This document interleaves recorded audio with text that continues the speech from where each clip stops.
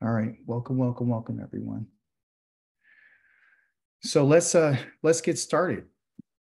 Oh, someone else is trying to get in. Let me get them in right quick.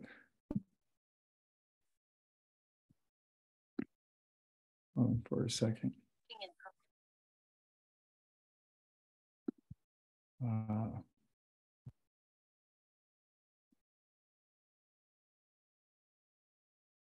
Hmm.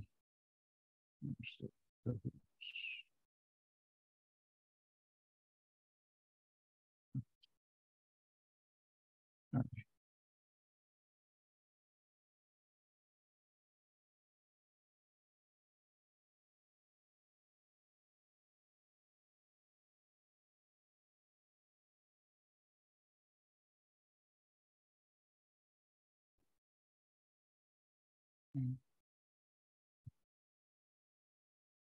Whoa, what's going on? All right.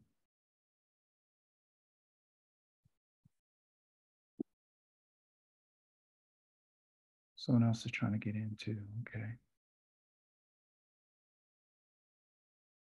Password. All right. Reset. All right. This meeting is being recorded. Okay, great.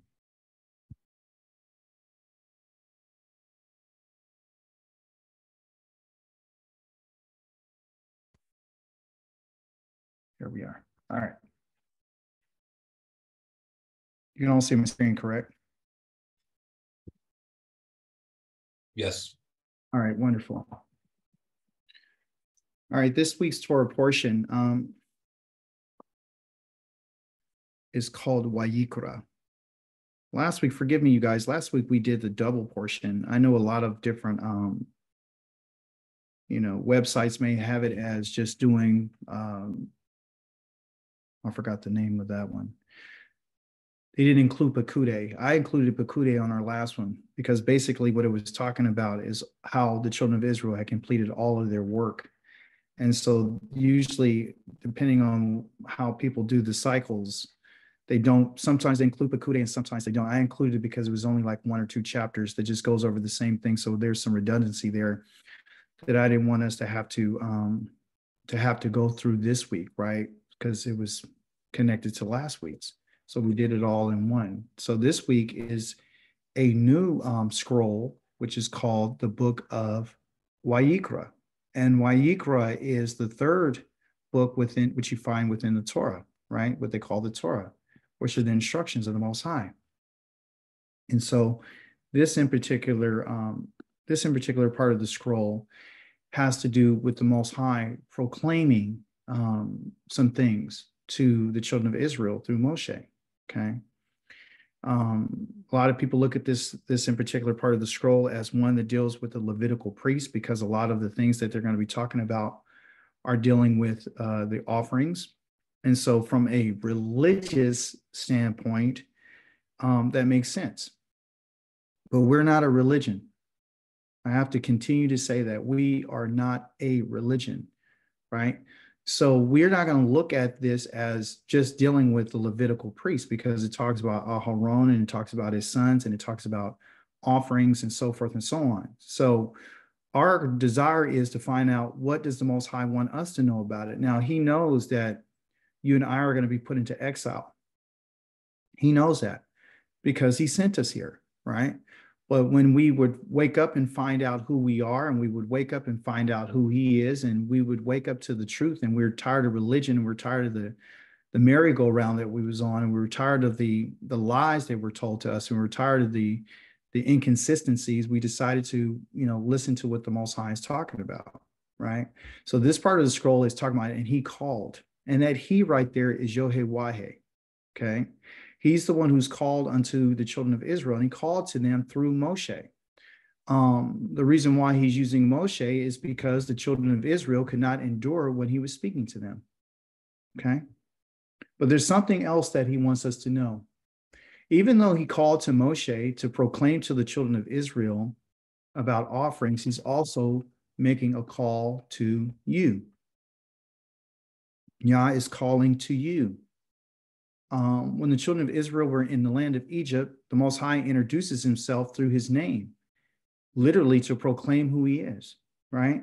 So the Most High has been proclaiming to you, because that's what it means. He's proclaimed, he's called out to you, right? So by him calling out to you and calling out to me and calling out to our families and calling out to the children of Israel, there's a purpose and there's a reason. So why would he begin this in particular Torah portion off talking about he's called out to you? He's talking to you about things that you and I have never heard before. So all this is new for us. We don't really know how things work, okay? The Most High said in the book of Isaiah that the children of Israel, they haven't called on him. So it goes both ways. See, it's not just about Yah calling out to you. It's about you and I calling out to him. He said, but you haven't called on me, Yaakov. You haven't called out on me because you have been grown weary of me. You've grown tired. You've grown exhausted of me. You can find this in the book of Isaiah, chapter number 43, which then he talks about these different offerings that they used to bring to him. And that's the way that they were able to, be close to the Most High. Okay. So we want to talk about those offerings. And we want to talk about it in a way that's going to make sense for us in the time in which you and I live right now. Okay. Offerings were both physical and spiritual. Usually in a religion, what they do is they separate the physical and the spiritual. And then all of a sudden now they're making everything about it just being spiritual only. And the fact of the matter is there's physical elements, which we would have our cattle, our sheep, our goats, whether they're male or female. You'll find that in your Torah portion. We'll find out that they had to be a certain way. They couldn't have any marks, or they couldn't have any, what they call moons on them, any defects on them.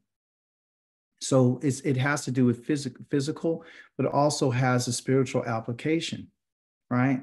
So what we're trying to do is find out, what does this mean for us, and why is Yah calling out to us, and why is he using these offerings? Right. And a lot of people, again, like to think that this is a religious ritual and a ceremony, which is not true. Okay. I'm going to explain to you that the offerings that were given to the children of Israel, or were given by the children of Israel, were their expressions. They're expressions of how they felt about the Most High. Again, the word for offering, I don't have it up here right quick because I don't want to overwhelm you, like I said, with too much information. But what it means, an offering means to draw near and to become close to the Most High. Okay. And it's called a korev. And I'm not going to write it all out, but what it is just an expression. It's an expression of how do you feel about the Most High, how the inward part of you, because the offerings have to do with that which is going on in the inside of the person, right? And it's expressed through the physicality of the animal. And that's the reason why he tells them to put your hand on it when you come and bring it to me, because it's literally you're giving your approval and saying, this is who I am. So you're giving an expression of yourself. Okay. You're giving the offerings also too, like I said, mean to draw near. Yah wants the children of Israel to draw near to him, as we had just read that he said, you guys haven't called on to me. You haven't wayikra to me. You haven't called out to me. You haven't drawn near to me. And there's some stipulations to draw near to the Most High. And often when we're looking at this, we're trying to figure out, well, how do we do that? And considering we don't have any offerings, we don't have any priesthood, we don't have any of these things. So often that doesn't make sense to us because we have nothing to give to the Most High. We think that we have nothing to give to him. Offerings, again, have to do with intimacy. And when I'm talking about intimacy, I'm literally talking about intimacy. I'm talking about the relationship that a man would have with a woman, and to know her and to only know her. I'm talking about a relationship that's very, very unique, and it's exclusive to the two parties that are involved, the husband and the wife. So offerings have to do with intimacy. So again, offering is to draw near, is to come close. Why? It's coming close for intimacy. So Yah has used these offerings as a way to be intimate with the children of Israel. But we have a problem. We have a problem, okay? Because the reality is that you and I are in seclusion. We are in seclusion. In the book of Hosea, the Most High talks about this seclusion. And again, it's about a relationship between a husband and wife, in which he had found that this wife was being unfaithful to him, and how she was going around and she was with other men, which is a picture of Israel, talking about their idolatrous heart and how they left Yah. And then he goes and he buys her back, and he calls back out to her. And then he said, then I told her, this is what Hosea told his wife, you are to remain in seclusion for a long time and be mine. Again, remember, I've been telling us for the last couple of weeks that, yeah, the Most High is not in our presence. We're not in his presence. We're not physically with us. But the fact of the matter is that we've been put in time out. We've been put in seclusion. But even while we're in our seclusion, he says that you will be mine. And be mine. You're mine. Okay. So now I'm putting you in seclusion. That means I'm going to separate you from everyone else. I'm going to separate you from the things that you were doing. I'm going to separate you from your prostitution. He said, you're not to be a prostitute. Okay. Meaning that you're no longer going to be participating in those things that are against our marriage covenant. And you are not to be with any other man, meaning going to the idols. And I won't come in and have sex with you either. That is intimacy. And now look what the Most High said, for the people of Israel are going to be in seclusion, just like this prostitute. You're going to be in seclusion for a long time. And you're going to be without a king. You're going to be without a prince, sacrifice, standing stone, ritual vessel, or household gods. What is Yah telling us here? He's telling us that in your seclusion, there won't be any intimacy. So I won't come to know you. You don't know me. Remember, he talks about that in all the different prophets. Then you'll know that I am, then you'll know. It's because then you would have that intimate relationship. You'll have some type of intimacy with the Most High, because the Most High has drawn near unto us. Okay. The purpose of drawing near is to be intimate. Okay. So the Most High says that right now you're in seclusion. So there is no intimacy. There is no sacrifice. So he's making a connection between the sacrifice and between intimacy.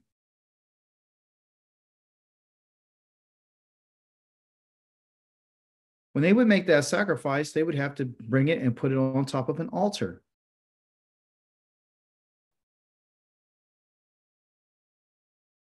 The altar was set apart.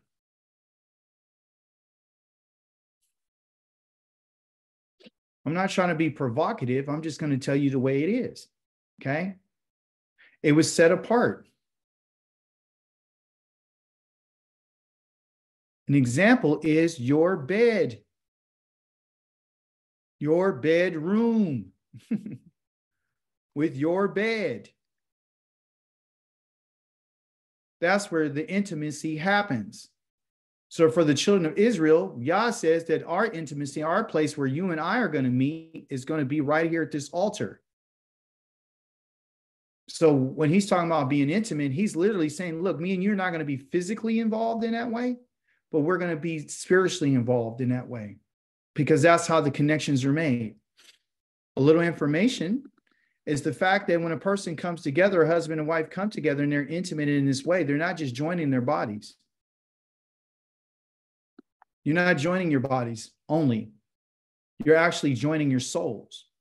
Your souls are coming together. And once they become together, then they're echad. Because they're unified. That's what it means. And then when you're echad, right?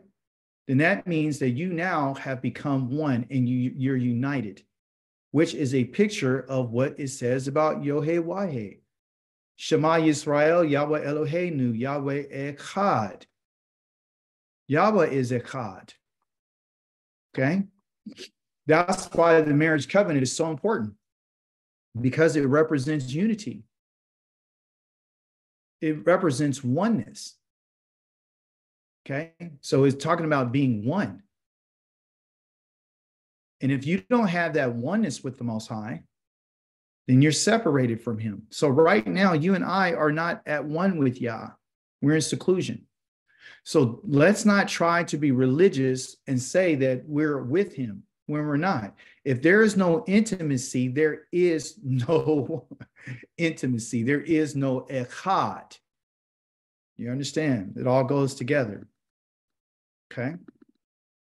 And I can break that down even further, but I don't have the time. I want you to pick up what I'm laying down. Okay? There are 5 offerings that were mentioned in your Torah portion this week. The word for 5 is kamash, okay? And 5 offerings. Number 1 is the olah. That's the first offering that was mentioned in chapter number 1. These are easy to remember, okay? If you'd like to, you should have a pen and paper with you, and you can write these down. The number 1 in chapter number 1 is the olah. Chapter number 2 is the mincha. Chapter number 3 is the shalomim. Chapter number 4 is the kata. And chapter number 5 is the yasham. I want to tell you what each of these mean. Today, for the sake of time, because if I was to go through the kata and the yasham, these 2 right here, then it would be a long time. We would never get out of class for a while.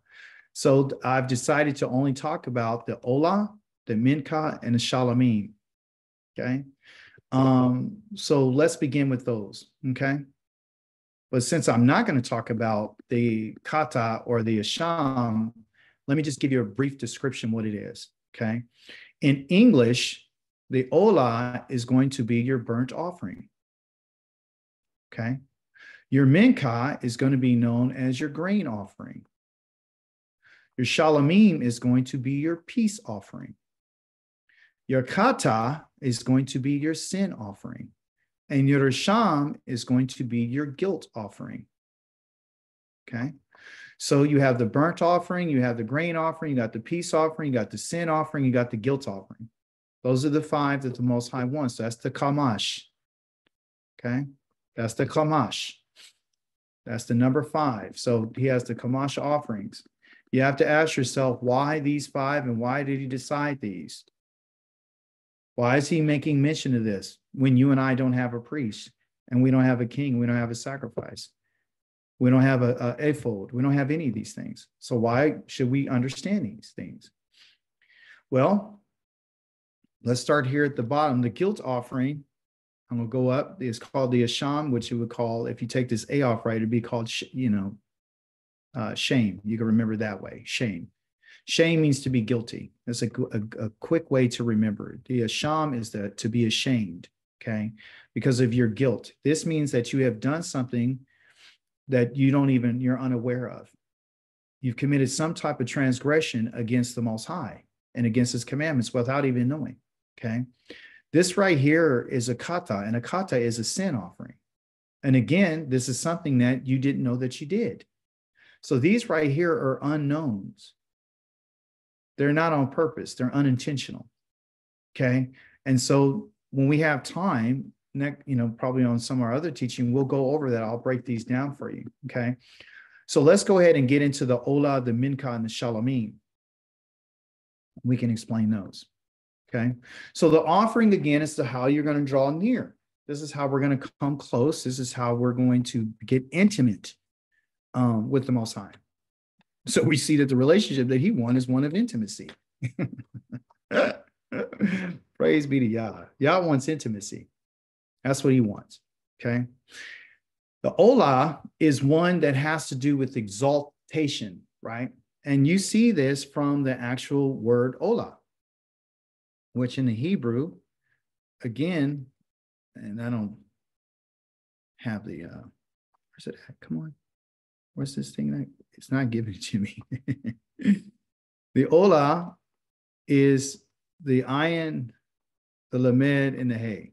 Okay. And so we see right here these 2 letters. All right. And so when we look at these letters, they're not just letters, they actually mean something. So what does that letter mean? What does that ayin mean? Ayin. What does that mean? What is the ayin? What does that mean? The eyes. Eyes. Thank you. It's the eye. Thank you. And then the next letter is the lamed. And that has to do with the staff. Okay. So you have the eye of the staff. It means the eye looked towards the staff. Okay. And of course, the hey means to behold, meaning to look. So what he's saying is, I want you to look at the staff, the authority. The authority is the yoke. Okay. The Yah puts on upon us, which is upon. The word all in the Hebrew means to be upon. It means to lift, like you would lift a yoke up and put it on the neck of an oxen. Okay. You would have to lift it up. You have to exalt it. So what he's saying is, when I want you to bring this offer to me, what I'm saying is, I want you to exalt me. And everything has to be voluntary. Okay. So let me ask you a question. Why are you here today? Are you here because I told you you need to be here, and if you don't get paid? Or if you come, I'm going to kick you out the class. You're never going to come back again? No, you're here because you're here on a voluntary basis. This in particular offering has to be voluntary. Every last one of the offerings besides the kata and the asham, those are the ones, or the asham, have to be voluntary. Okay, so the Most High he's not asking this because he just, he's going to put pressure on you. He's saying, I want you to bring this to me and I want you to exalt me, but I want you to do it voluntarily. No strings attached. Okay. So this offering, the burnt offering, has to do with the entirety, meaning I want the entire offering. So if you look at the description of it, entire means that I want whole. I want nothing missing. I want it all. He goes through the procedure to tell you, I want you to cut it up in pieces. Okay. I want you to cut this offering up in pieces. I want you to chop it up. I want you to strip it. Once you strip all of its skin off of it and then you throw it on the fire, I want the whole thing. I want everything. I want the fat. I want the organs. I want the whole entire thing. Okay. So I don't want anything missing. I want it all, but I want it on a voluntary basis. I don't want you to give it to me if you don't want to give it to me. Okay. You guys understand that? I don't want it. If it's not entire and it's not whole, then I don't want it. His offering, this what they call a korban, this drawing near to me, is a burnt offering. It's a olah. Offering from the herd. It must be of a male without defect. He is to bring it to the entrance of the tent of meeting, the place of appointment, so that it can be accepted by Yahweh. He's to lay his hand on it. Okay, so it can't have any defect. Going back to what I talked about earlier, it can't have any defect on it. It has to be a male. Okay, so there's some different qualifications for it. And then he says that so it can be accepted. And then you're going to lay his hand on it upon his head, which means you're transferring something to it. So once you put your hand on something, it's yours. And it's going to be of the burnt offering, which is the olah, and it will be accepted on his behalf to make an atonement for him. So the atonement for him is what?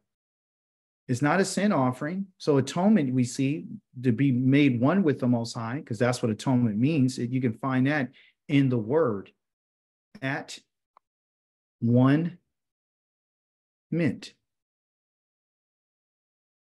I'm going to be at one mint. I'm going to be at one with Yah. It's right here. One. What's that one right there is the Echad.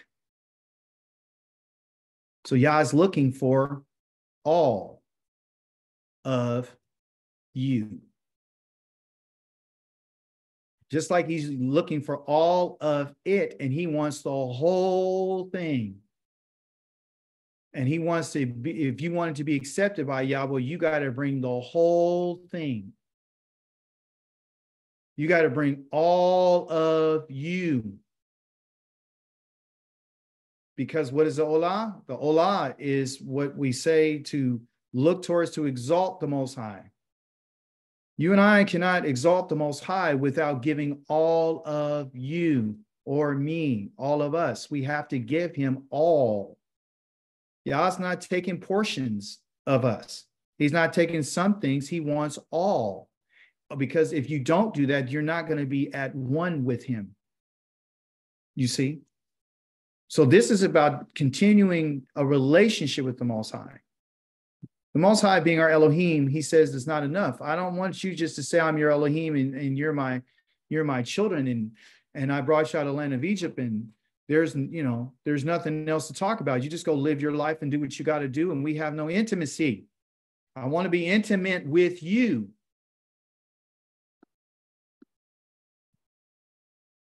It was interesting. When I looked at this in the Hebrew, I found that he says when a man, a human being, okay, wants to bring this olah to me, when you bring this olah to me, when you bring this whole thing, I want the whole of Adam. The Adam right there is not man. You cannot have an Adam without a woman.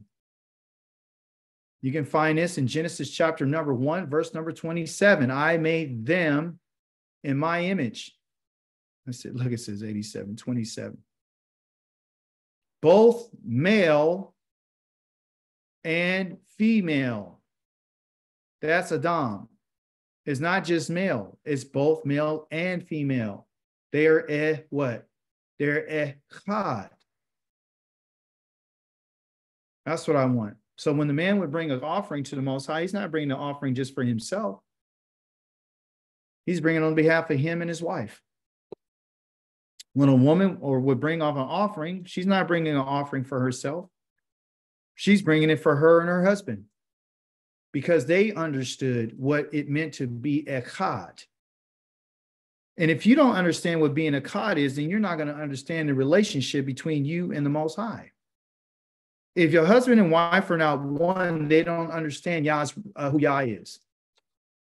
I'll say it again. If a husband and a wife do not understand what echad is and they're not being one, then they're surely not going to know what knowing Yah means. That's the truth. Because Yah's not interested in division. Yah's interested in everything being echad. Yah's interested in the whole thing. A man and a woman cannot be separate. You understand? They were not meant. Man was not meant to be alone. And that's not talking about just the man. It's talking about the woman. The man cannot live without his wife, and a wife cannot live without her husband. They need to be echad. They need to be whole. They need to be entire in order for them to draw near unto Yah.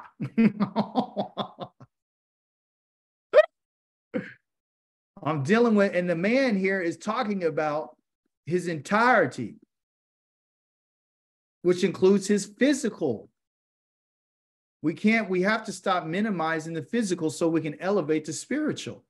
You cannot elevate the spiritual without elevating the physical. The physical has to be perfect on that animal.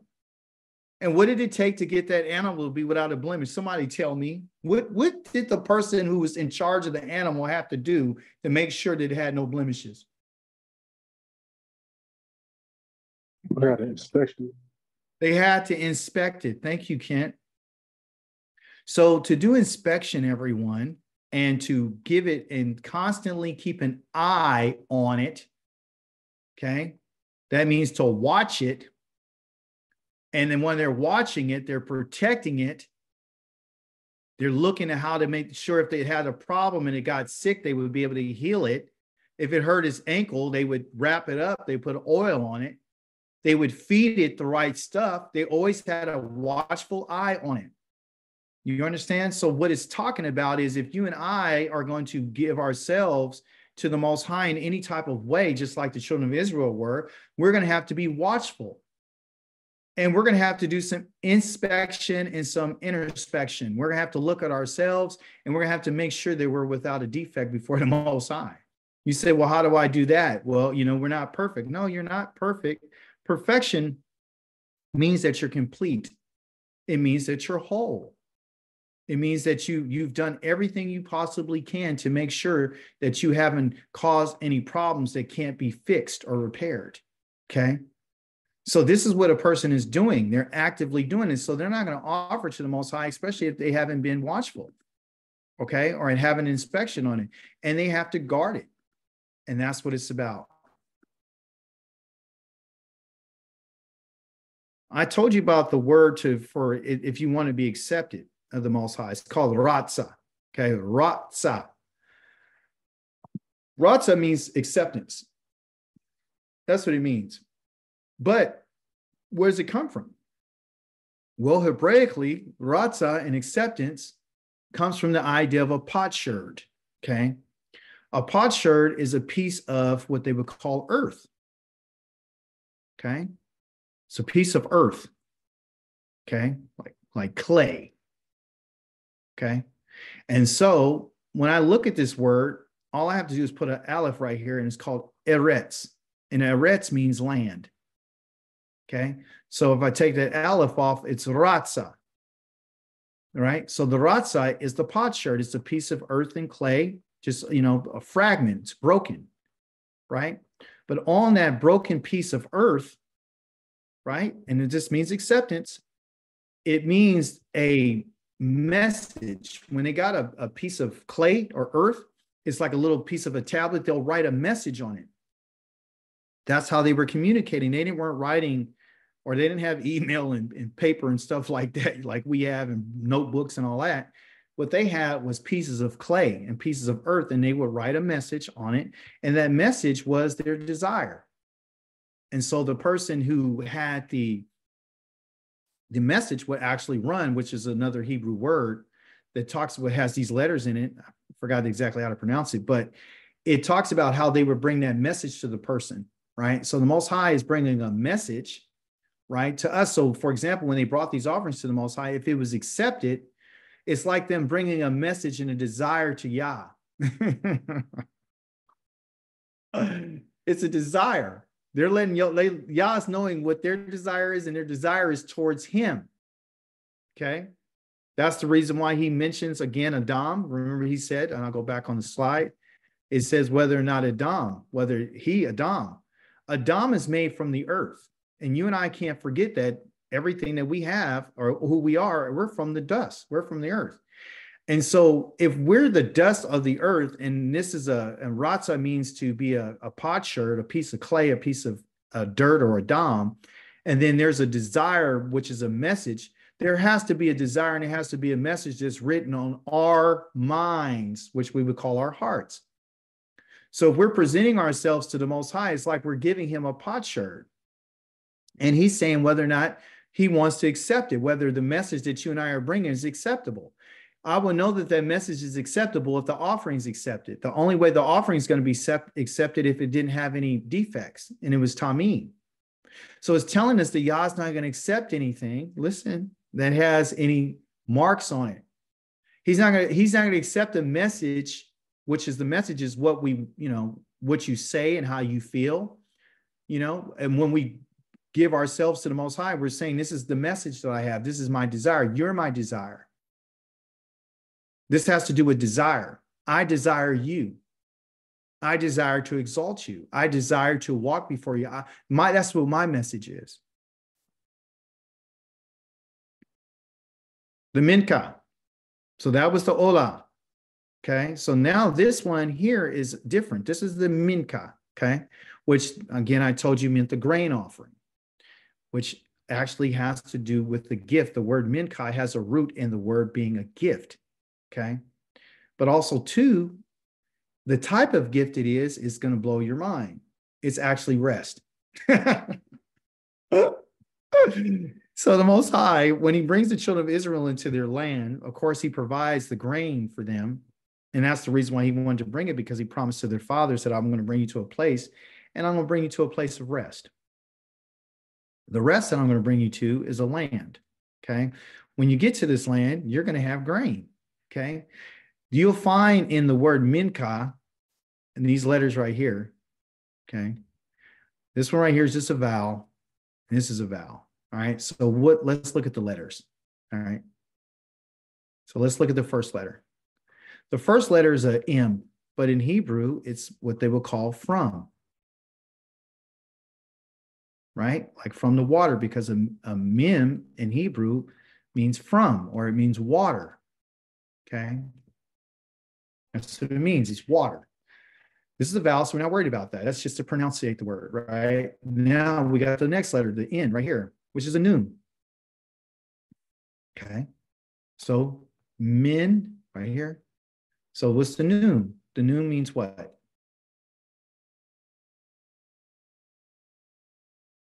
The seed. Seed. And the seed means to continue. Okay. Also here we have this. CH, which is the ket. The ket means the wall. Okay. Meaning outside. That's what a wall does. It separates the inside from the outside. Okay. And the last one is the hay right here. And the hay means to look. Okay. So this has the idea of a shepherd who's bringing he's outside, right? He continues outside. Okay. So not just to see, but continue. He continues outside. He's continuing outside. The shepherd continues outside with his flock. Okay. And he's leading his flock to a destination. So I can finally once I arrive at my destination, brings his flock to his destination, the flock then it will be at rest. And then when they get there, they're going to be able to eat. And more than likely, they're going to eat the grasses, which is like what you have a byproduct or whatever of the grain. And so once they get there, they're at their rest. You see? So the Hebrew is letting us know that this Mikah is about a shepherd bringing his flock to the rest. And so that's what the Most High has done. He's led the children of Israel in the wilderness. You see? He led them out of Mizraim to bring them to a point and destination of rest. When the Most High brings you and I out of the lands of our enemies, his intention is to bring his flock to a place of rest. Once I bring you to rest, then you're going to feed on the grain. The grain, again, is connected to the covenant that he made with the children of Israel, with our fathers, Abraham, Isaac, and Jacob, to give you a covenant, a land of grain, which has to do with the land. So there is no minkah for us at this point. Okay? But it was never intended, listen, the Torah portion was not intended for us to say that we don't have any grain. That's not what Yah is trying to get us to understand. What he's trying to get us to understand is what it represents. So what it represents is the rest that Yah intends to have for his children, for his flock, okay? But also, too, there was something interesting about this because he says anyone who brings a grain offering, which is, of course, the minkah, to Yahweh is to make his offering, his gift, his drawing near to me a flying flower. He's to pour olive oil on it and put some lavona, some frankincense on it. I highlighted anyone here because this is different than what we saw with the Olah. This is different. Anyone here is different. The first one, he calls it to be a dam. This one, he doesn't. He also mentions flying flower. And I just want you to put some pure olive oil on it. So I need the olive oil to be pure. I need the flying flower to be pure, to be purified, okay?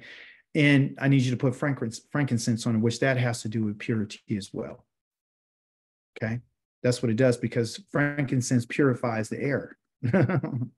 So here it is. Let me explain to you what it means, anyone, a flying flower.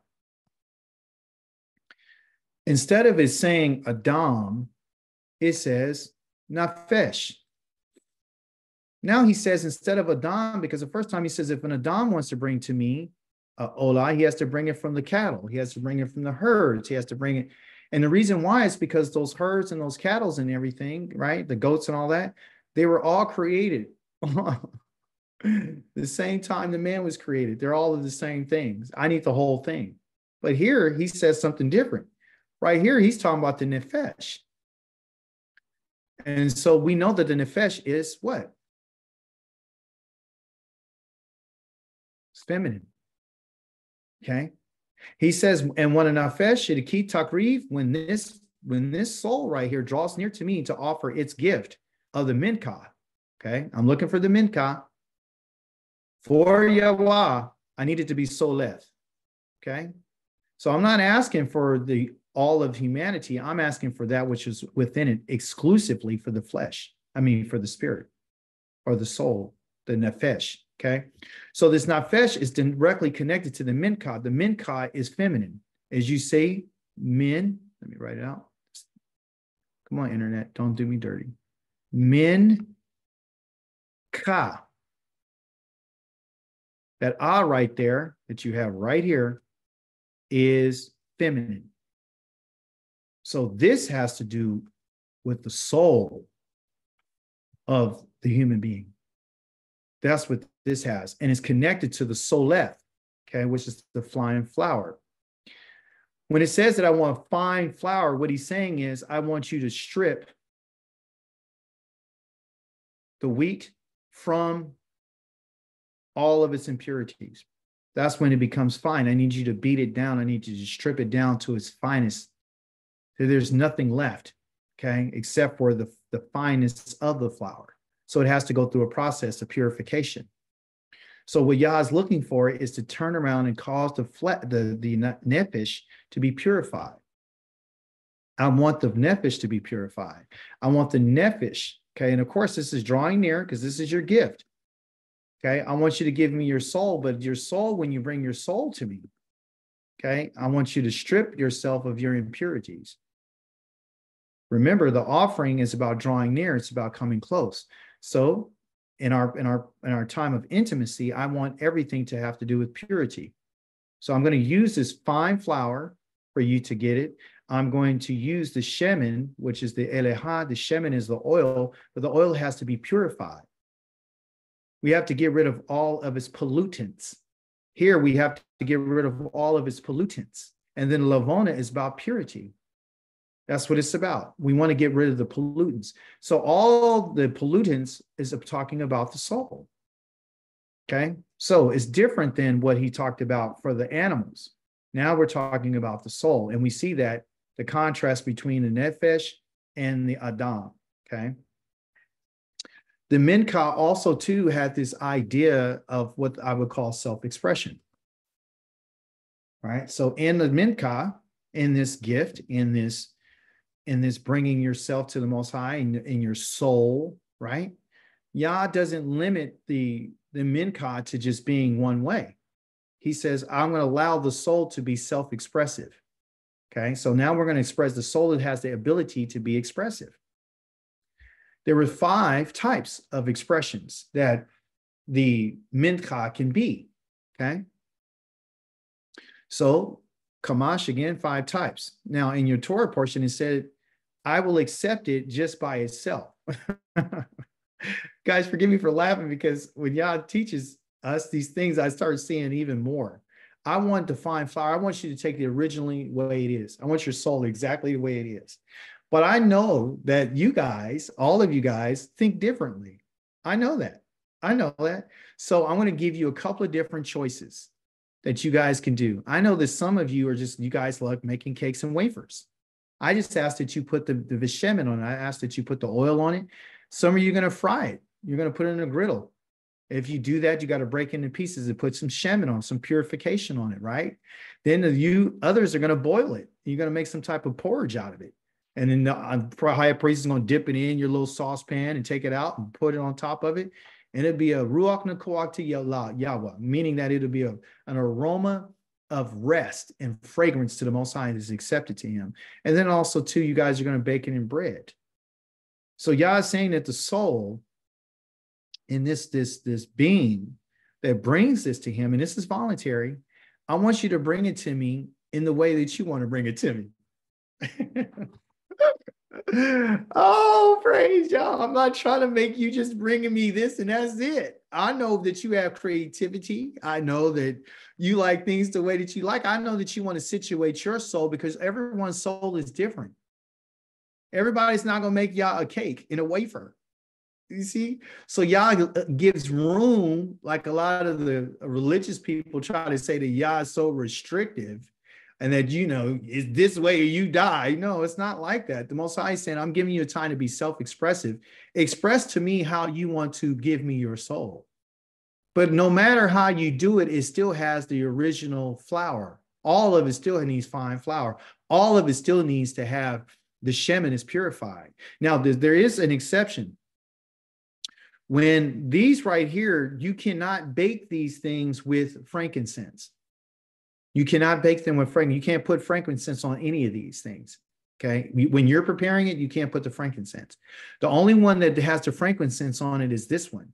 When you come and it's just an original, it's in its fine flour mode. Then you're going to put some shemen, and you're going to mix some oil in. I keep saying shemen, which is oil, and you go put some frankincense on it. And then the priest is going to take a handful of it and he's going to put it on top of the olah. He's going to put it on the offering, and it'll be a ruach nakoach, which is called an aroma that's pleasing. It's a tranquilizing aroma to the Most High. So these right here, you can't put the lavona on it because it would not take. These are something that he's saying, I need you to express yourself in these ways here. So that's the beauty of that. Okay. So I'll allow you to do that. You're still within the framework of what I said. It's still flying flour. It still has the shemen, and you still brought it to me because that's how you're going to present yourself to me, your soul. Okay. Because the Most High is a spirit. Okay, so we talked about self-expression, but also too, I found in the early part of the Torah in Genesis about an expression. Okay, so one is self-expression, talking about how you express yourself. Now this is about what a person looks like. Okay, your expression on your face. Expressions tell people different things. It tells a person what you're thinking. It tells them what your behaviors are like. Tells you what action you're going to take. It just tells you a lot. When you look at somebody's face, you can kind of tell what they're thinking. You can see it. Like if a person has a look at you and they're looking at you in a certain way, you can see the disdain that they may have for you. You can see the hatred. You can see it. You can see, if you have the gift like I do, you can see when someone's lying to you. You can see when someone's lying. You can see if someone's being truthful. It's an art. You got to be able to practice it. You got to be able to practice expressions. Expressions tell you a lot. I remember when I was little, my mother said, fix your face, because I had a look on my face that she didn't like. But anyway, the man, now this is in Genesis chapter number 4. The man had what? Sexual relations with Kawa, which is his wife. This is talking about Adam and Kua, right? They got Kawa right there, but it's Kawa. And his wife, and she conceived. Her real name is not Eve. Her name is Kawa, okay? And she conceived and she gave birth to Cain, a natural, process. Cain, not Cain. His name is Cain, which means to acquire. It means acquisition. And said, I have acquired a man from Yahweh. Again, when someone is naming their sons or their daughters, they give their names based on what their relationship was the Most High, what they're experiencing.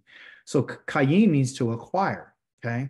And it's not really a K. I should have corrected that or transliterated it properly, but it's really a Q.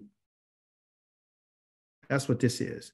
It's really Qayin, okay? And out of this, you're going to have this idea of acquiring possession. That's what this word really has to acquire. You're going to acquire a possession, okay? So she's saying, I acquired a man from Yahweh. In addition, she gave birth to his brother Havel, meaning the breath, right? And Havel, not Abel, his name is not Abel, his name is Havel. And Havel kept sheep while Cain worked the soil. Cain was really what they will call an Eved. He was an Eved. An Eved basically means he was a servant. Okay, that's what he was. That's when it says somebody to work, that means you're a servant. I want you to connect that to you going to work. When you work, you're a servant. That's what it is. Okay. And there's nothing wrong with being a servant. It's a matter of who you're serving. Okay. But Havel, it said he kept, but the Hebrew said he was a roi. He was a shepherd. That's what he was. He was a shepherd. So we got a shepherd versus a servant. That's what we have. A shepherd versus a servant. Two different type of mindsets. Okay. One is about how they can acquire possessions. Right. So Qayin, his name is meaning acquire. To acquire what? He's going to acquire possessions. Once he acquires his possessions, okay, he's going to make sure that he's going to be okay. This guy, Havel, was different. he was a one of sheep. He was a shepherd keeping sheep. Okay. So, of course, his sheep are his possessions, but it's a different way that you're doing it, right? So what he's doing is he's giving a lot of oversight. Which means going back to what we talked about being an overseer. Why do I keep messing up? He's an overseer, and he had the idea of being accountable, right? Accountability. And he also knew, which ones were the best. He knew who was the best. He knew who was hurt. He knew all those things. Okay. And so he had a different type of mindset than his brother. His brother was more of a servant that was working towards possessions. And so their value systems were different. Okay. They had a different value system. Okay.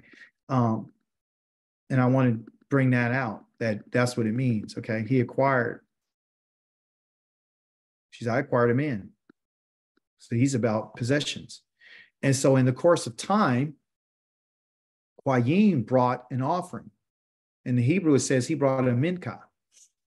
It didn't say that he drew near to Yah. It said that he brought a minka, right? So when you're reading your text and you're reading your scriptures and you're reading your Torah, every time it says offering, you have to go verify and see what type of offering it is, because there's a whole bunch of offerings, okay? A famous thing in Isaiah chapter number 53 where people talk about, oh, this is JC the Christ, and he gave his soul as an offering for sin. It never mentions the kata. It never mentions the kata, which is the sin offering. Never. It mentions the isham. That's the offering that it mentions. It mentions the isham offering, which is one of guilt, not sin. See? So you got to know what type of offerings you're talking about. Okay. So the kata is different. The minka is different. Okay. So this is an offering, but it didn't say it was a kerev. It didn't say a drawing near. It didn't say none of that. It just said it was a minka.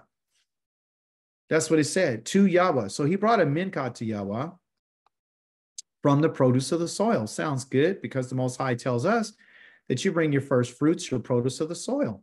Sounds good. And Havel too brought from his firstborn of his sheep, including their fat. And Yahweh accepted Havel. So this acceptance right here is saying that Yah approved of his offering. And his offering, he accepted him and his offering. He accepted him, and his offering. But he did not accept Qayyim. He didn't accept Qayyim. He did not accept him or his offering, his minka. And because of this, Qayyim was very, very angry, and his face fell.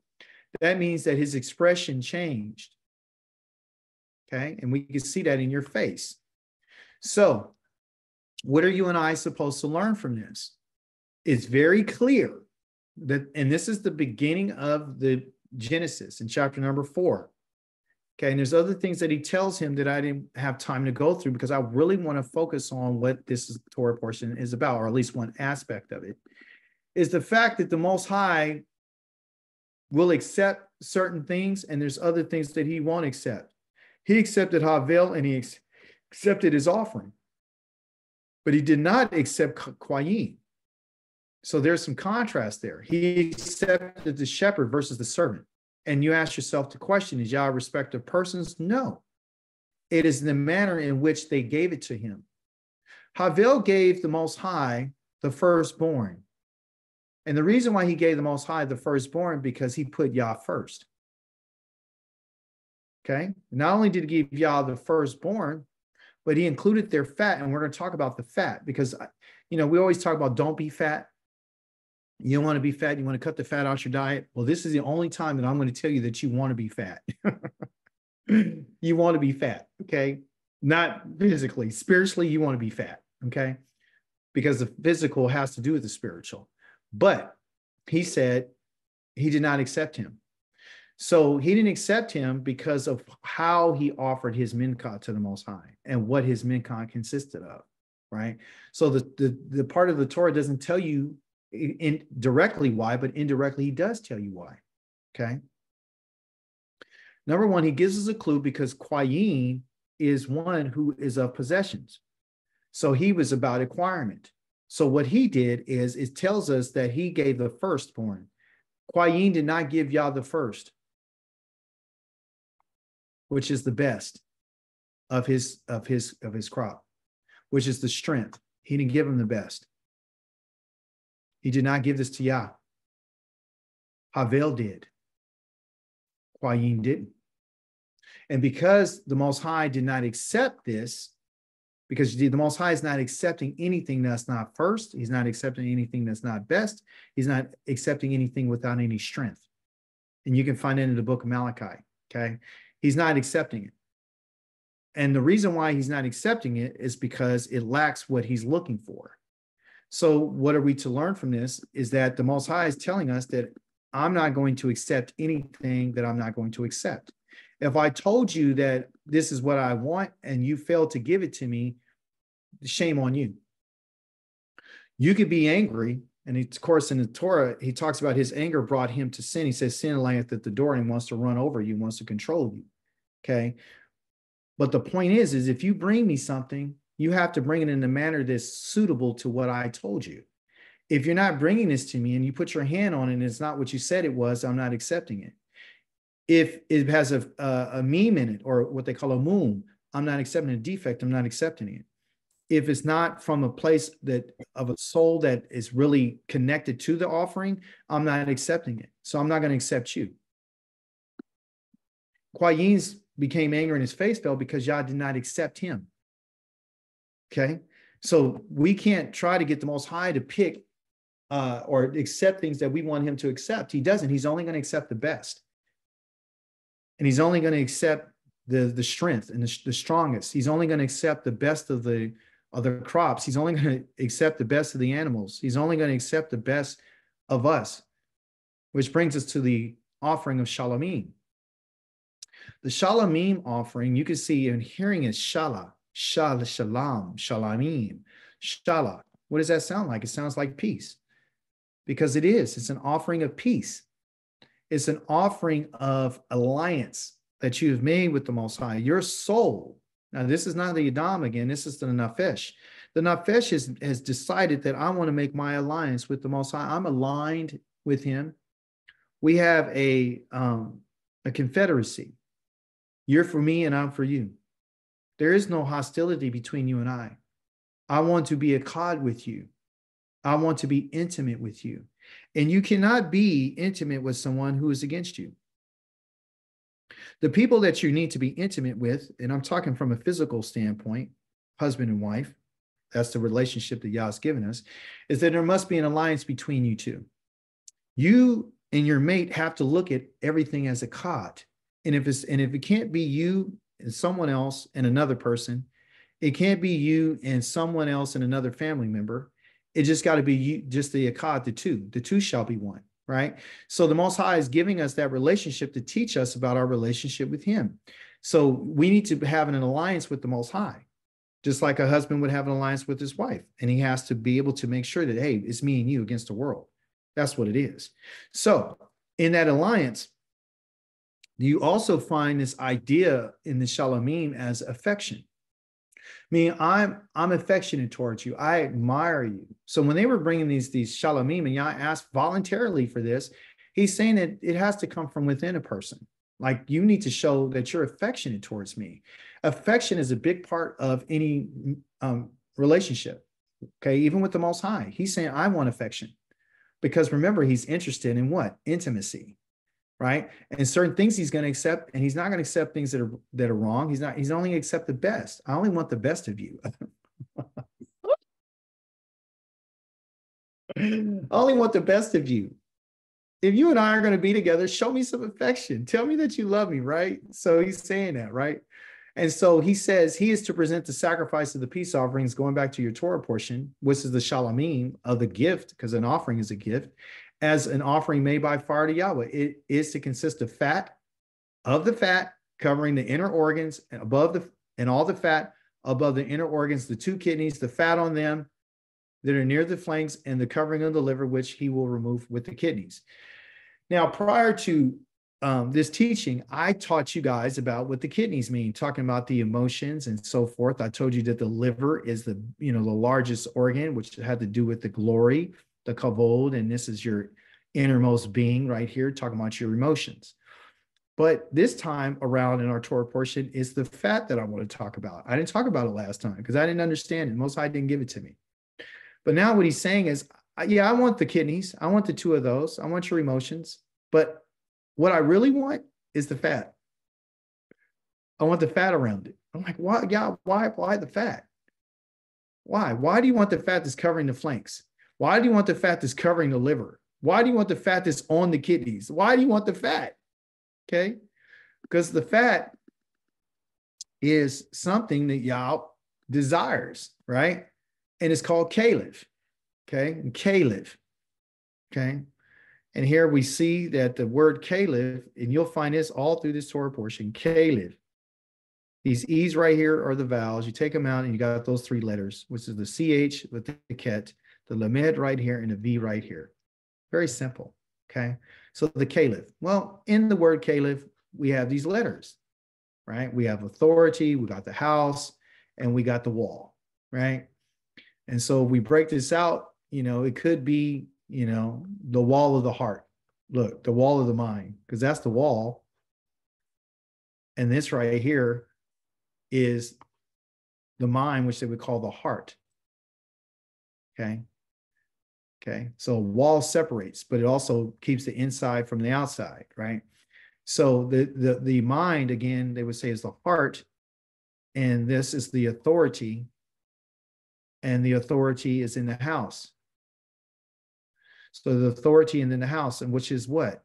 The authority inside, because that's what's inside the house. What's in the house is the authority, right? So what does this have to do with Caliph? What does this have to do with fat? Well, fat is the inner, what you would say, the cushion between the organs and the flesh of the animal. And the Caliph is there to protect, okay?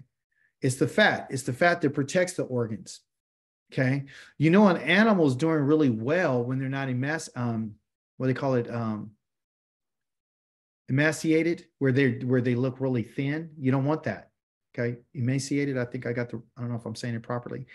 But when it's lacking fat, the animal's not strong and they don't have the protection, which means that their organs are going to be compromised, which means, of course, it goes back to our emotions, right? So we want to make sure that this animal has the fat. And plus, too, the Most High said to Moshe, say to the people of Israel, you are not to eat the fat of the bulls, the sheep, or the goats. The fat of the animals that die of themselves or are killed by wild animals may be used for any other purpose. You can use the fat for any other purpose, but under no circumstances you are to eat it. And you find this in your Torah portion in chapter chapter 3. Whoever eats the fat of animals of the kind used in presenting an offering made by fire to Yahweh will be cut off from his people. So it's a crime to eat the fat. You are not to eat any kind of blood. He says fat or blood, whether from birds or animals or any of your homes. Whoever eats any blood will be cut off from his people. So you eat any blood, you eat any fat, you're going to be cut off. The question is why? Why does Yah feel this way about the Caliph? Why does he feel this about this fat, right? Because the fat is the best. The fat is the best. The fat is the best part of the animal, okay? And so you and I would never look at it that way, but it is. It's the best part. The meat, Yah's not really concerned. Remember he asked the children of Israel, do I eat the flesh of bulls and goats? I don't eat that. I don't eat that, right? I don't eat that. I don't eat that stuff. Do I need that? No, what I'm looking for is the fat. Because the fat gives me a certain smell. It gives me a certain smell. And it has this idea of change, okay? It has to do with the idea of change, because if the fat's not there, then the organs are not going to be protected, and it's going to change the way that this animal is. So what he's telling us is that if this fat is not where it's supposed to be, and it's not, it's not there, it's not going to be protecting, then there's going to be a change that's going to happen. And what we need to understand is that the Most High is looking for change. And the only way that we can have that change is if we have a desire to become the best. That's the only way the change is ever going to happen. In order to become the best, you and I are going to have some changes. We can't be our best if we're not willing to make any changes. If you think about it, the Most High has made the land of Israel, the land that he's given to the children of Israel, he says that it's the best of all lands. So if you're going to be the best, if you're going to receive the best of all lands, surely you should be the best of all people. You have to be the best in everything. And I must be willing to give the best of myself in order for this to happen. And what I mean by giving the best of myself, what I'm talking about is giving the best of my time. So changes have to happen because Yah is not receiving anything that's not the best. And that's something that you and I have been lied to about, saying that I'll accept you as you are.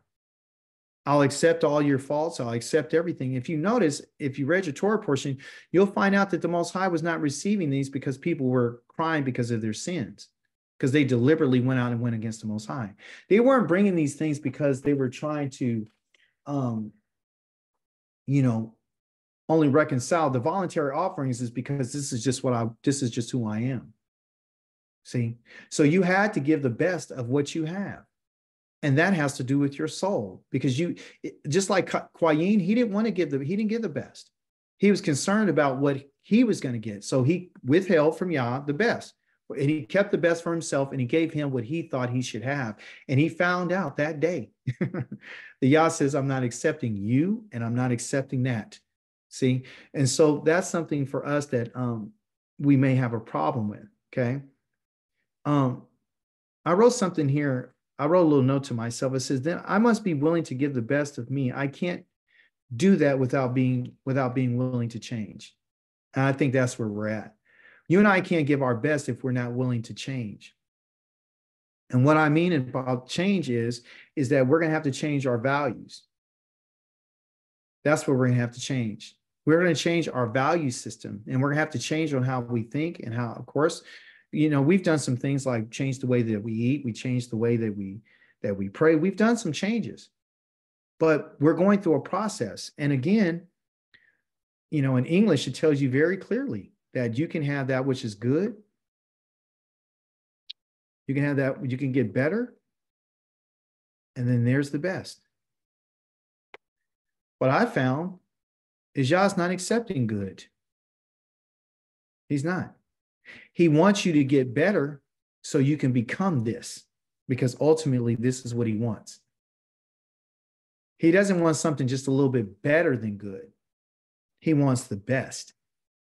And of course, between the best and good is better. So this is something that you and I have to put forth effort towards. Okay. And I know sometimes that could be exhausting. I know sometimes change feels like it's painful, but it's necessary. Okay.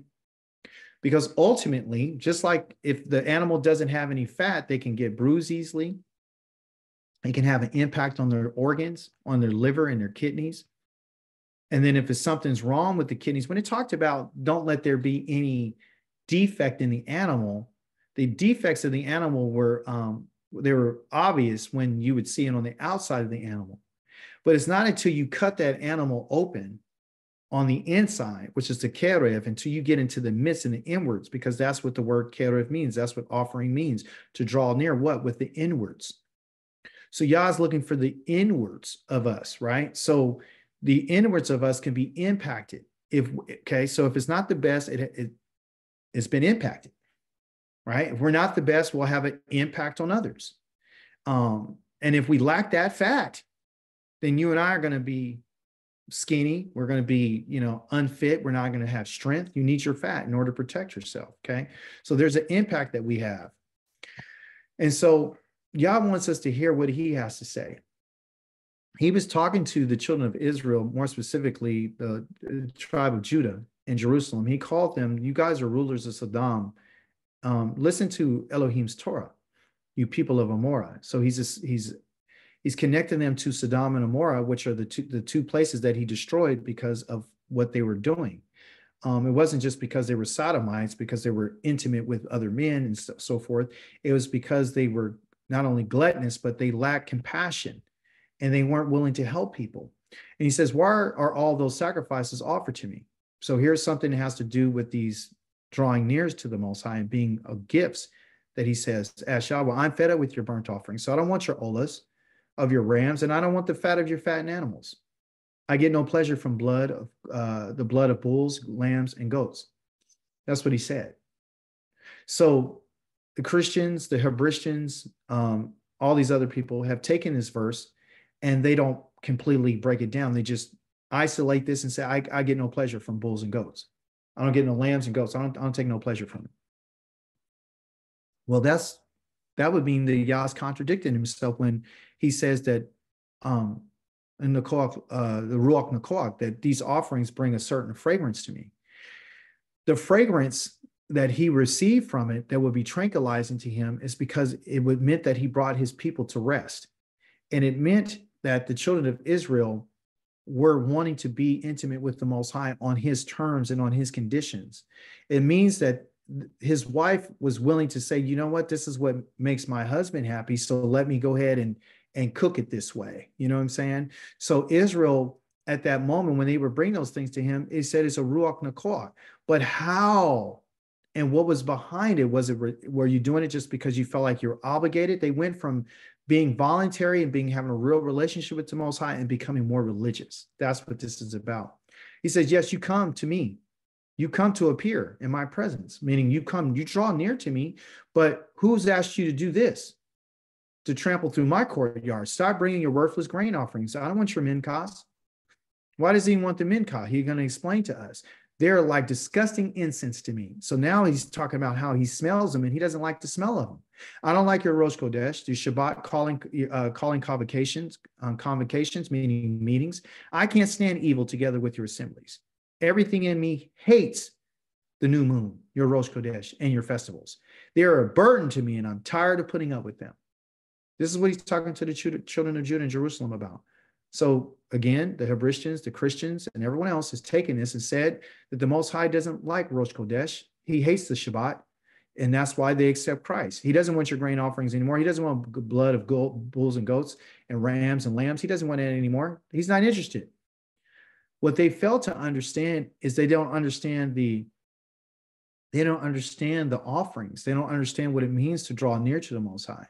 The Most High is basically saying that when you draw near to me, you have to be clean. And I'll share what he said.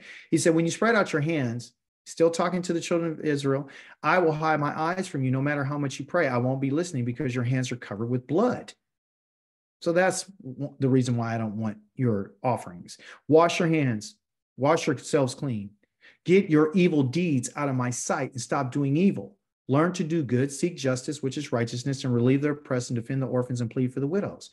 Meaning, I want you to do the things that I told you to do according to my Torah. Because if you remember, he said, listen to Elohim's Torah right here. Listen to my Torah. See? So the bottom line is, if you're not listening to the Torah, Yah doesn't get any pleasure from you. If you're not listening to the Torah, it doesn't matter if you're keeping the Shabbat. It doesn't matter if you're keeping Rosh Kodesh. It doesn't matter if you're blowing a shofar. It doesn't matter if you're bringing an offering. It doesn't matter if you're having meetings. It doesn't matter if you're keeping Pesach. It doesn't matter. I don't care about any of that. Nothing. Why? Because you're not doing what the Torah says. You're still doing evil. You see? So we think that we're doing well because, I wear my tzitzis. I got my beard. I keep the Shabbat. I do this. I keep the festivals, the Moedims. I read my Torah. I pray. Listen, you could be doing all those things. And Yah's saying, hey, you got it mistaken. I want those things, but I don't want them associated with evil deeds. Because every one of those offerings have to do with who you are. It has to do with your soul. It has to do with your relationship between you and your husband. It has to do with a relationship between you and your family. It has to do with whether or not you guys are doing what I told you. It has to do with oppression. If you guys are not seeking justice and you're oppressing people, why would I bring an offering? That's contradicted to what you're doing. Me and you are not at peace when the orphans and the widows are being mistreated. Because I told you earlier, my Torah says I'll kill you if you do that. But you guys are still doing evil in my sight. I'm not accepting it. So then he says, come now, says Yahweh, let's talk this over. Now, this right here is a mistranslation. Let's talk it over together. Let's me and you negotiate. Let's sit down and have a talk about it. That's what they want you to believe. This is not about Yah saying, let's talk this over. It's not. Yah is saying here, according to the Hebrew, yakak, okay?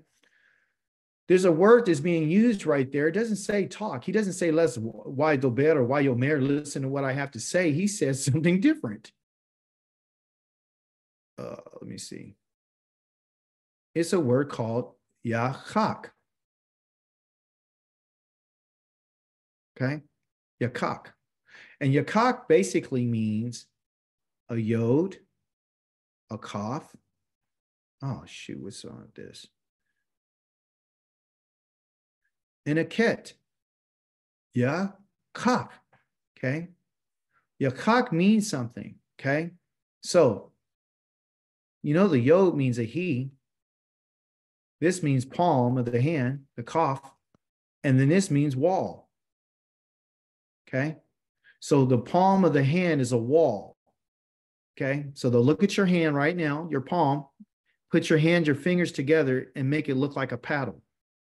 If your hand with palms together right now, your fingers together, you look down at it and you put it now where you're looking straight down upon it, but you turn your hand where it looks like it's a wall. Okay? I want you to do that. That right there is what they would call firm. That's used to discipline. That's used to correct. It's not to talk. It's not to talk. Yah's not having a talk. Yah's not going to have a powwow with you and I. Yah's saying, I'm going to discipline you. I'm going to correct you with a firm hand.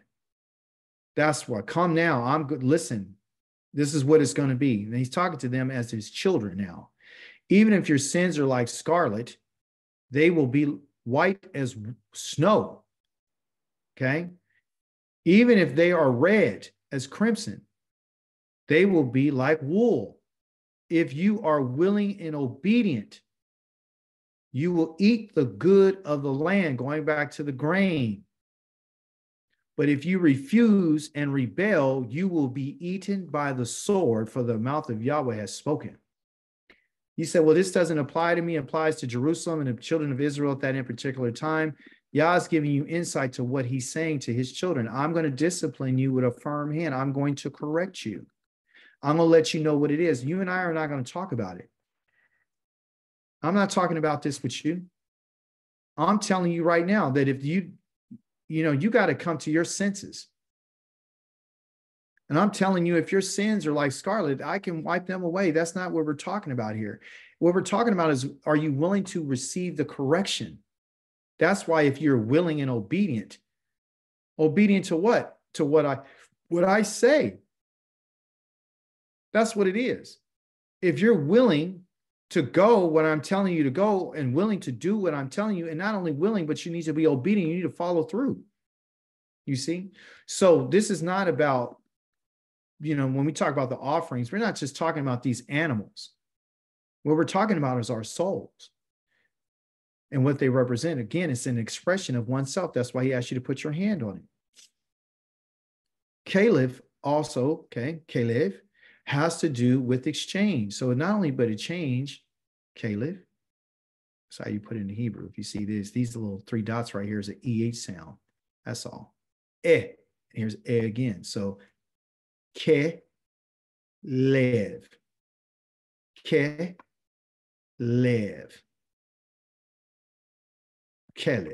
Okay. That's how you say it. So Caleb is the fat, and it means to exchange. It means to make if you're going to make a change, there has to be an exchange of something. Okay. So now we need to exchange something, right? So here's what Yohei-Wahe, the Zavaoth of heaven's armies, the Elohim of Israel, says. Improve your ways and actions. This is what he's talking to the children of Israel. And I will let you stay in this place, talking about Yerushalayim. Don't rely on that deceitful slogan, the temple of Yahweh, the temple of Yahweh. These buildings are the temple of Yahweh, meaning that they thought because his temple was there that they would, and no matter what's going to happen, he's not going to He's not going to leave.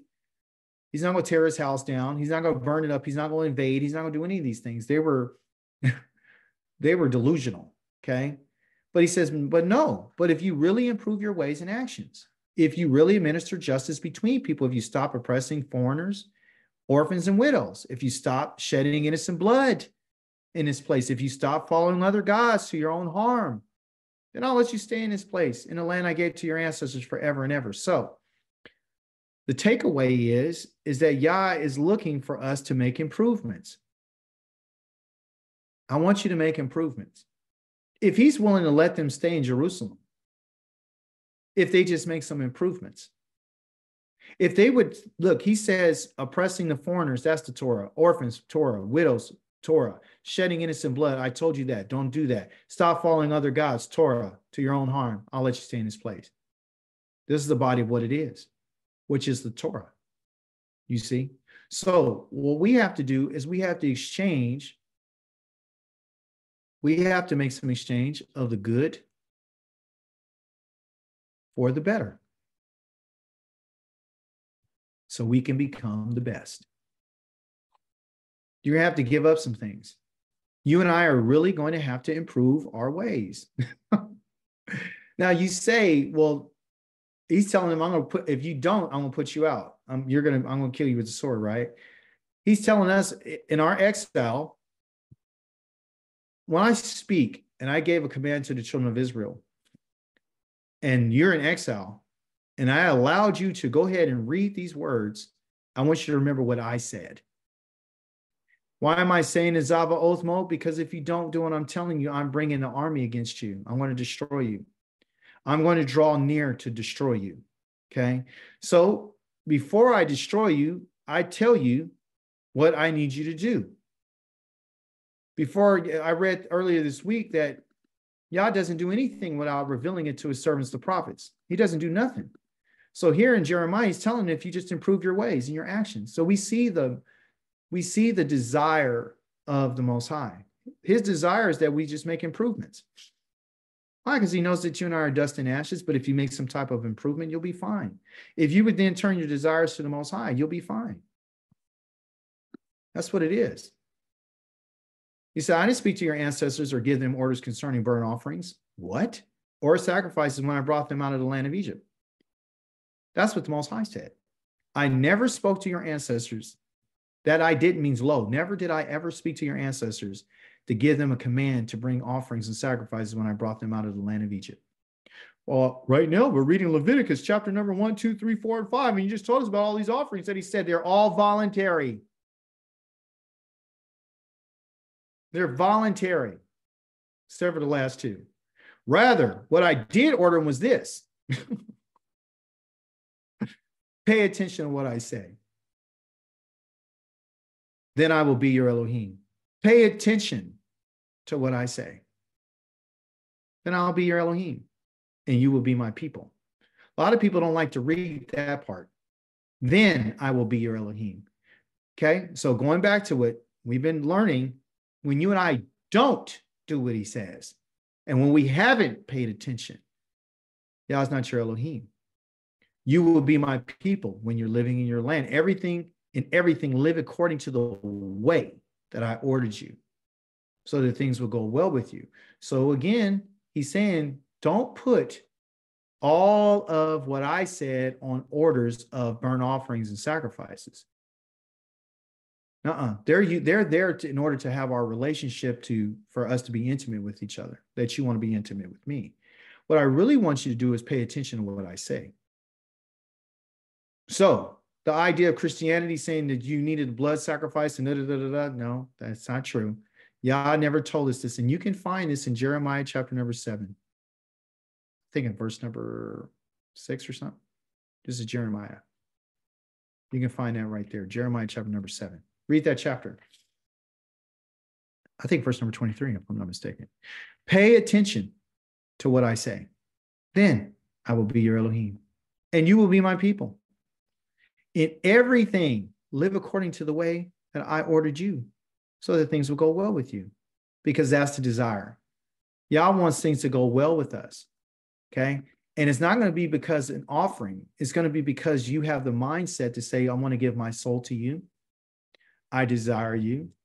I want to elevate you. I want to exalt you. See? Now, this is the end of our study. But I do want to share this thought with you. I want to share the thought about physical and mental fatigue. I was going to talk about it at the beginning of the lesson, but I decided to wait to the end of the lesson to talk about it. If you're anything like me, where you are constantly bombarded with a whole bunch of stuff every single day of your life, whether it's, things that you see on internet or TikTok or the news or, different things are going on, you become physically and mentally fatigued. You're tired. You're exhausted. Okay. And you're exhausted in these different ways. Okay. And this has an impact upon your soul. Okay. My recommendation is this: when you and I are getting physically and mentally fatigued, this is not the best of us. We cannot give Yah the best of us when we're in this condition. You can't, because he doesn't want, and he uses the animals to give you an example of what he is looking for. The animals that he wanted they were vibrant. They were lively. They were beautiful because they had what they needed, right? They were healthy. They had vitality to them. They had vitality and many other things. They were perfect. So you couldn't bring to Yah something that was down. You couldn't bring something to Yah that was thin. You couldn't bring something to Yah that was bruised. You couldn't bring any of these things to the Most High. See?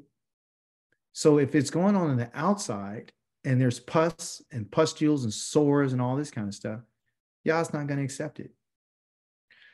We have to become the best.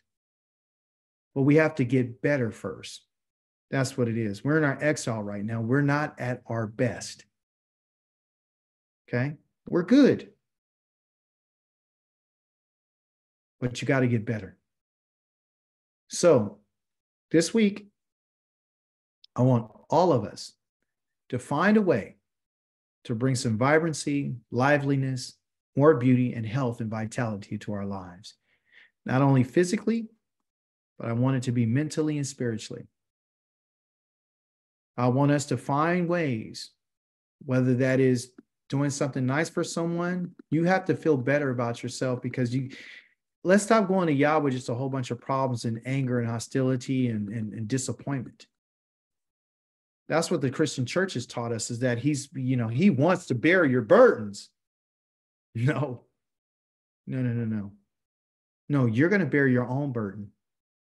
The Most High tells us, and all over the Torah, you're going to bear the burden of your own sin. Yah's not bearing your burden. He's not. You're going to carry your own disappointments. You're going to carry your own mistakes. You, nobody else. It's going on you, because your blood is on your head. You understand? So with that being said, we're going to have to find a way to change those things.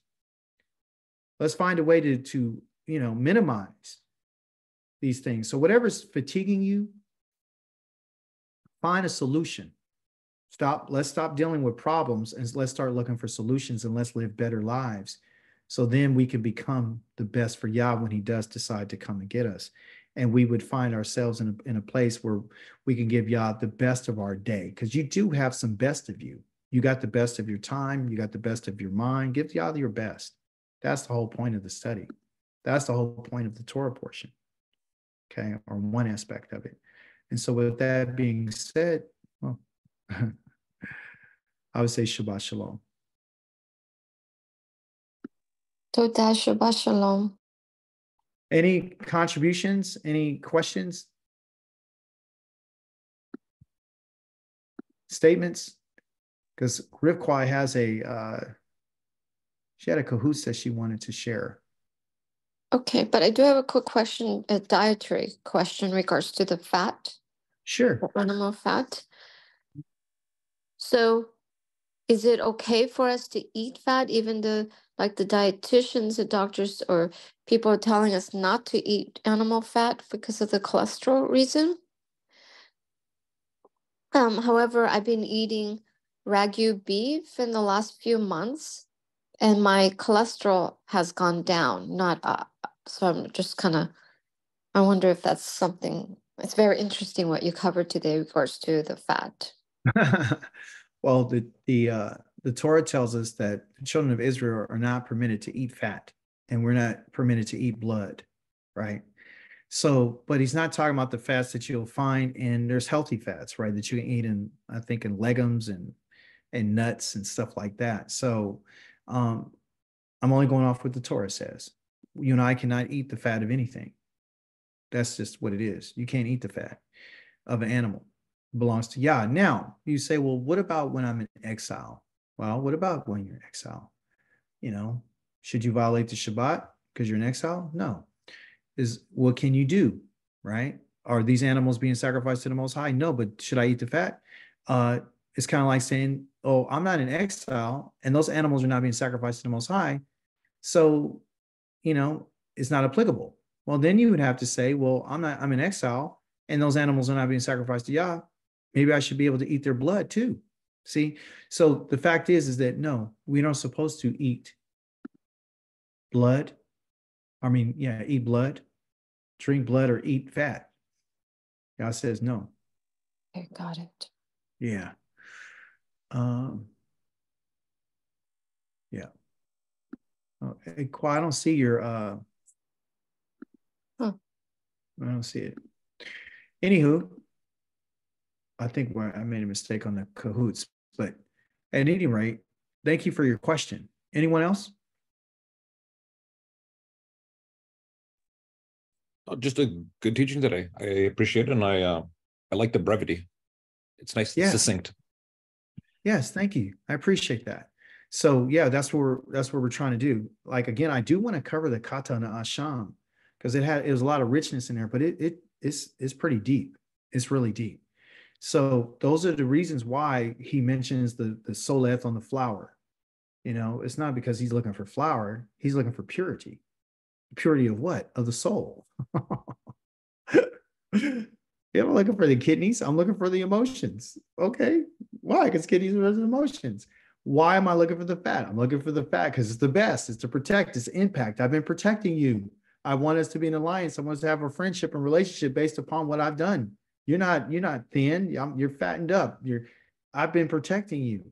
You see, I've been bringing you to rest. So that's what it's at. That's what it's about. But Shabbat Shalom to every last one of you. And may Yahweh continue to teach us, to give us wisdom, knowledge, and understanding. Shabbat shalom. Shalom. Shabbat shalom.